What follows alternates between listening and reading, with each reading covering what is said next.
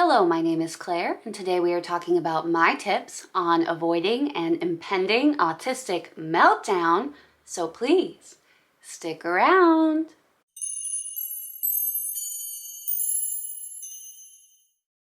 Hi friends, my name is Claire, and this is my channel, Whatcha Theory? Here, I make content about what it is like to live as an adult on the autism spectrum and whatever else feels good to me. So if that sounds good to you, or if you're feeling particularly gracious today, and I hope that you are, please go ahead and click the subscribe button, ring the bell. I almost forgot to mention that I put out videos 3 times a week. I try to make ASD topic videos for everyone at least once a week because autism awareness is very important to me. But I was wondering what my ASD info video was going to be this week, and then like clockwork, something came along and gave me this idea. I'm surprised at how often this is the case, but here we are. I actually wrote this script right after the event happened because number one, I didn't think I could film in the moment and I just couldn't speak. I was very upset. And number two, I wanted to make sure I was really recording my true feelings in the moment so that I could give you the most accurate description of what a oncoming meltdown feels like. So to be clear, while I was writing the script for this, I was fending off a meltdown.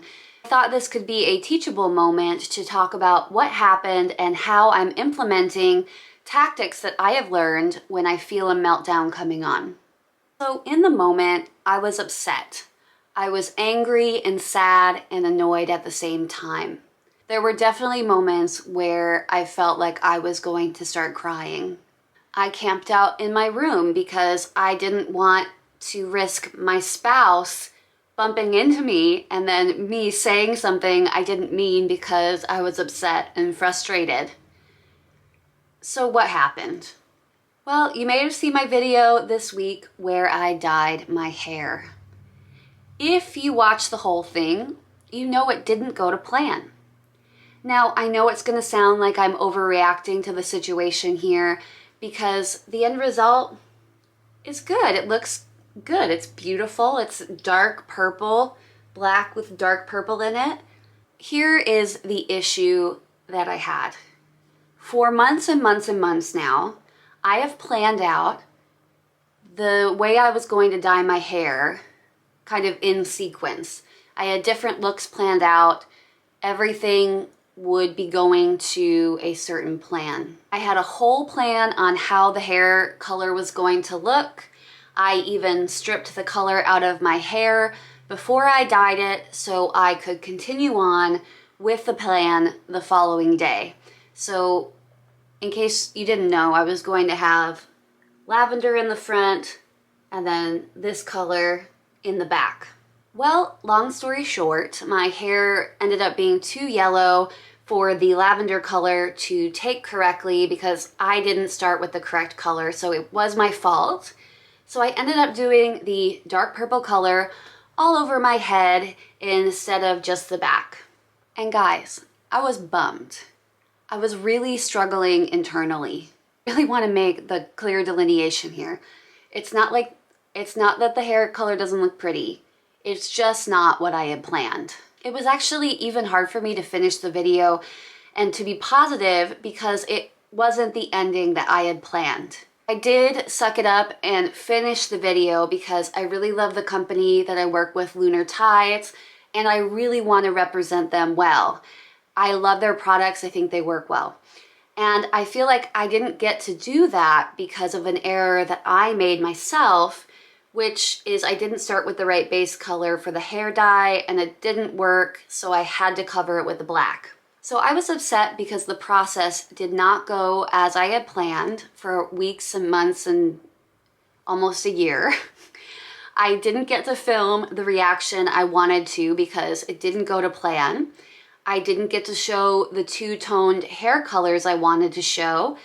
and I had to just push forward and make do with the result, which was not what I had planned. Oh, and then I went to upload the video footage at that moment, and it didn't upload because I ran out of room on my computer. So I had to stop the process, delete files, and then come back to it to continue. So just adding insult to injury, things weren't going my way. So by that point, I was internally screaming. I hadn't felt like that in a while. I've really been working on self-care, self-reflection, my breathing, so it was a little bit distressing for me to feel like this. I definitely felt like I was about to have a major meltdown. This is something that many autistic people deal with. It is a real shock to the system for us when a change happens after we've already made a plan. When you are an ASD person, you usually plan everything out in minute detail so you can avoid any unknown outcomes. No surprises. You start a project knowing exactly how it will end to an extent. You know that there is only a small probability that things won't go to plan, but you try to plan around anything that would make that happen. So when things don't go to plan for me, I just get really upset. I feel the level of my anxiety rise considerably. I start to forget myself and really just ride my emotional brain instead of my wise brain. Here are a few things that I've learned to do when I feel a meltdown coming on that have really served me well. 1, practice mindfulness. Try not to let your emotions make your decisions for you. Step away from yourself for a moment and evaluate exactly how you are feeling. Taking that time is okay. 2, choose your wise mind over your emotional mind. In my case, I just had to remember that just because it was different than the outcome that I was looking for, doesn't mean that it's bad. It's just different. 3, it's perfectly okay to be bummed out when things do not go to plan. It happens to everybody. But it's not okay to let that dictate your behavior and let yourself swing with your emotions. Keep things in perspective, stay grateful, and move forward. I wanted to bring this up because people are going to get upset when things don't go their way or to plan.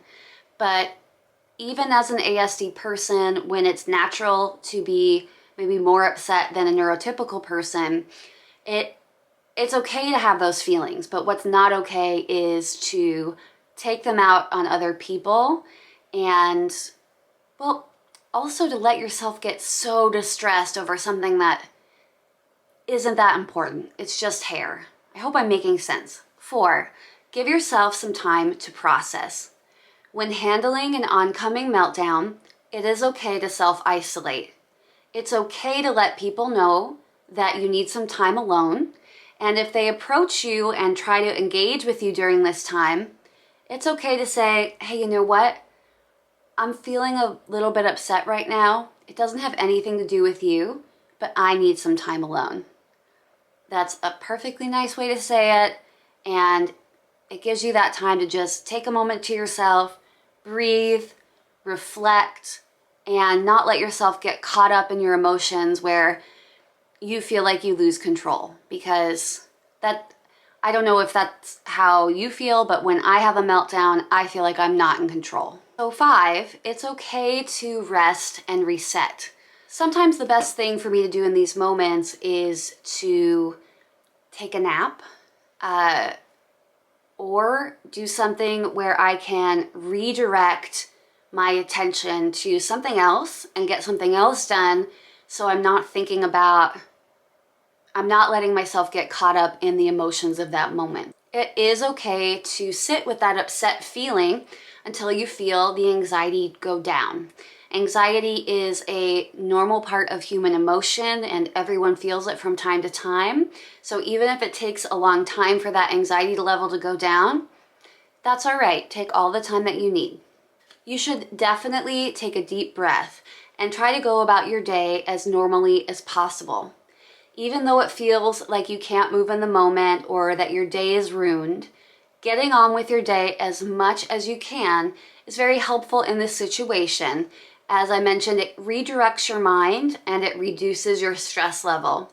So try and go on with your day as much as you can, and it will redirect your thoughts to something else and help you move forward. Then another piece of advice I would give, just an extra piece of advice, usually if I am having these feelings of a meltdown coming on, I have trained myself to ask myself a few questions. Namely, have I taken my medication today? Now, not everyone's on medication, not everyone needs it, but for me, sometimes if I haven't taken my medication consistently the day before, that day, I definitely feel a difference in how I'm processing my emotions. Also, have I eaten anything today? Maybe that is contributing to my feelings that I'm hangry. Another one is, have I taken care of myself? Have I showered? Am I feeling clean and fresh? Or has it been a few days and that is adding to my level of anxiety and frustration? I guess the final thing to bring up here is, I know that somebody's going to ask in the comments, Claire, if you are ASD and meltdowns are a part of ASD, why would you want to stop that? Why would you want to change that about yourself? Why not just ride the wave of those feelings, have the meltdown because it's part of autism, and you shouldn't be ashamed of the things that come along with autism? Well, the reason I'm talking about tips to avoid the meltdown, I personally feel that when I have meltdowns, they're not doing me any good service. I'm not able to process my emotions in a way that makes me feel good. I don't treat people in a way that makes me feel good and them feel respected. And I'm not able to communicate in that moment the way that I want to communicate. So for me, letting myself feel the emotions and work through that oncoming feeling of a meltdown and coming out on the other side, not having that meltdown, is a good thing. So I don't know if that is what everyone wants out of their life, but for me, I don't want to have the meltdown. It's not a nice feeling to feel out of control of my own emotions. And I am just constantly working on being more in touch with my emotions, being a better communicator so that I can have a less stressful, more peaceful life. I hope that makes sense. Anyway, those are the things that I've been doing to help myself fend off an oncoming meltdown. So if you have anything that you'd like to add to the list that seems to help you, please go ahead and comment that down below. I know it would really help other people. A lot of adults who are late diagnosed struggle with fending off meltdowns or going through meltdowns and having understanding from the community around them. So we'd love to hear your advice. I hope that you have a wonderful day, and I will see you on Monday. Bye!